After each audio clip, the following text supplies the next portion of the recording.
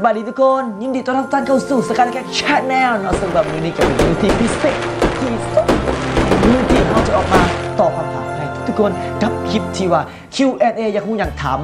มาตอบไปซึ่งว่าก็มีหลายคนที่ว่าอยากจะรู้อยากจะถามเมียงเกี่ยวกับพวกเขานะแต่ว่าเขายังไม่มีโอกาสจะได้ตอบเขาก็เลยว่าเอาคำถามมาตอบอยู่ในคลิปนี้เนาะซึ่งเขาจะเอาคำถามที่โดนคำถามที่เด็ดๆมาตอบอยู่ในคลิปนี้เท่านั้นเด้อหรือว่าคาดว่าคลิปนี้อาจจะตอบหมดเขาสิขอยกยอดไปเป็นอีกคลิปหน้าหรือว่า EP ต่อไปเนาะมาเลยคำถามจากมาโป้ไผ่เป็นคนคุม YouTube สกายตะแคกขอตอบสั้นๆเลยว่าต้อมนี่แหละเป็นคนคุมเนาะตั้งแต่ทวิตจนถึงทุกมือนี้คำถามต่อไปจาก TU VWJ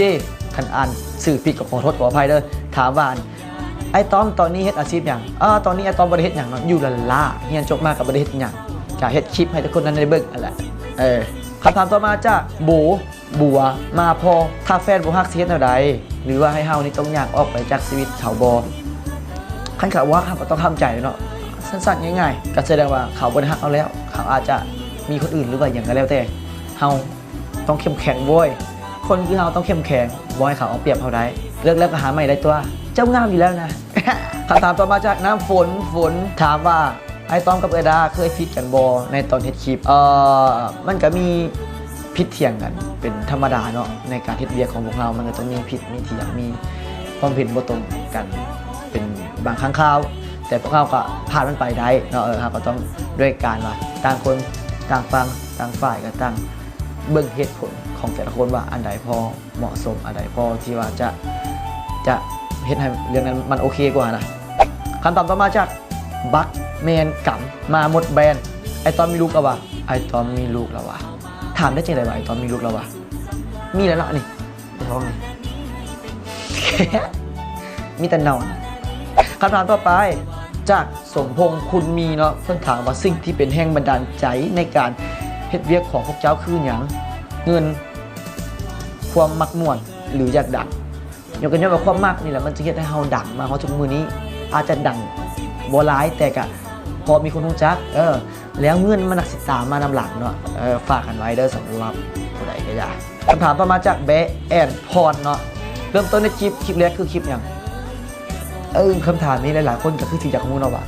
คลิปแรกคือคลิปหยังเป็นคลิป cover เพลงกัดเขียวสู่เนาะเดี๋ยวจะขึ้นอินเสิร์ตในเบื้องเดินนี่เพลงนี้ใจที่สื่อทำลายจนบอบบาง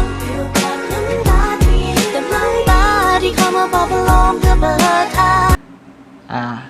ซึ่งคลิปนี้คลิปแรกเนี่ยเฮ็ดมาได้ประมาณ 6-7 ปีนี่แหละอันนี้ก็บ่แน่ใจเนาะเดี๋ยวเข้าไปนำเบิ่งเด้อว่ามันจะเป็นจักปีเอาคำถามต่อมาจากกิโตเพิ่นว่าไอ้ต้อมไปเที่ยวแขวงใดดีที่สุดคันสิถามว่าเที่ยวแขวงใดดีที่สุดวะไอ้ต้อมไปยังบ่ได้ครบทั่วทุกแขวงซ้ำแต่ว่าไปแต่ละแขวงเนาะมันจะมีเอกลักษณ์แต่ละที่แต่ละท้องถิ่นนั้นที่มันโดดเด่นแตกต่างกันไปเนาะแต่ก็ม่วนเพิ่นนั่นแหละก็ดีว่าทุกอย่างนั่นแหละคำถามต่อมาจากเนแมนเนาะเพิ่นถามว่าน้องอยากถามไอ้ต้อมเคยเมาจนลืมหมู่บ่และเมาเพื่อบิดตอนจักปีเมาคลิปนี้ก็สิขอตอบเนาะตอบแบบผู้ชายเลยบรรดาน้องๆผู้ใดที่ว่าอายุต่ำกว่า18 ปีก็ฟังไว้แต่ก็อย่าเฮ็ดตามเด้อมันเป็นสิ่งที่บ่ดีดอกเคยเมาตอนจักปีครับเท่าที่จื้อได้แม่นเริ่มกินเบียร์แต่แม่นหลังจากที่เรียนจบมัธยมตอนปลายเนาะแล้วก็มาเรียนต่อนี่จริงเริ่มกินเริ่มดื่มแอลกอฮอล์แล้วก็พอเริ่มดื่มได้สักระยะหนึ่งจะเป็นการเมาครั้งแรกเมาแท้เมาว่าเมาจนลืมเมาจนเขาเจ้ามาส่งฮอดบ้านนะตื่นสมาแจ้งซึ่งต้อมกับบูได้ว่ามีคนมาส่งหรือว่ามีคนเอามาส่งแนวใดจนเขาเจ้าบอกว่าต้อมตัวนี้เมากระดักกระดอเนาะเมาจนบูเรื่องบูราวเห็นอาจารย์แนวคนมันเมาเนาะแนวมันเป็นเมาครั้งแรกแต่ก็กับฝากไว้แหละแต่ละคนคือดื่มได้แต่ให้มีสติเมาแล้วกับบอกครับคือต้อมตอนต้อมมาต้อมไปเลยครับได้เขาจะมาส่งใช้รถกระบะมาส่งฮอตบาร์ทองเลยพลาดไปถึงว่ามาให้อายแล้วบัดนี้ต้อมจะได้ถามทุกคนคืนตลอดระยะเวลาที่ต้อมเป็นคลิปมาหรือว่าเบิ่งคลิปของสกายทักแขกนั้นมาอยากจะถาม2 คำถามก็คือ 1. พวกเจ้าฮู้จักสกายทักแขก ทับอิฐคือคลิปหยังและ 2. จะมาคลิปใดหลายที่สุดของสกายตะแคร์เนาะรบกวนคอมเมนต์บอกพวกเขาหน่อยเด้อโอเคสำหรับท้ายคลิปนี้กับท้ายปี 2018 กันแล้วเนาะปีใหม่กใกล้จะเข้ามาถึงต้องขออวยพรให้ทุกคนนั้นจงมีสุขภาพเข้มแข็งแข็งแรงปรารถนาสิ่งใดขอได้สิ่งนั้นเนาะประสบผลสำเร็จในหน้าที่เรียกงานการเงินการเรียนและสิ่งต่างๆทุกๆด้านกันเลยและก็